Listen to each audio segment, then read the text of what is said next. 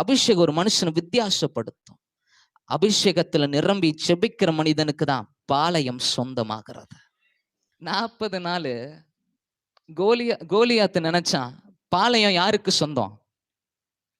அவனுக்கு சொந்தம். பெலிஸ்தியர்களுக்கு சொந்தம் தான் என்ன பண்ணான் நினைச்சான். கோலியாத்து சீக்கிரம் முடிக்க போறான்னு தானே நினைச்சிருப்பாங்க.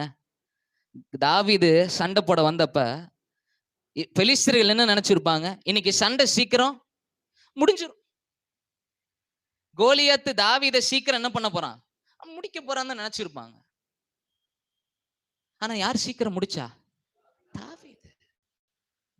நான் நம்புறேன் உங்களை சீக்கிரம் அழிச்சிருவேன்னு சொன்ன சில சத்துருக்களை உங்களை கொண்டு கர்த்தர் சீக்கிரம் அழிக்க போகிறாரு. பெலிஸ்தியர்கள் நினைத்தது நான் கோலியாத் சீக்கிரம் முடிக்க போறா, கோலியாத் ரொம்ப நேரம் எடுக்க மாட்டான்னு நினைச்சாங்க. ஆனா தாவீது சொல்லியிருப்பாரு, இல்ல இல்ல, கோலியாத் அதிக நேரம் எடுக்கிறானா இல்லையான்னு எனக்கு தெரியாது, ஆனா நான் ரொம்ப நேரம் எடுக்க போறது இல்ல, ஜஸ்ட் ஒரே ஒரு அடி, கதை முடிஞ்சிருச்சு.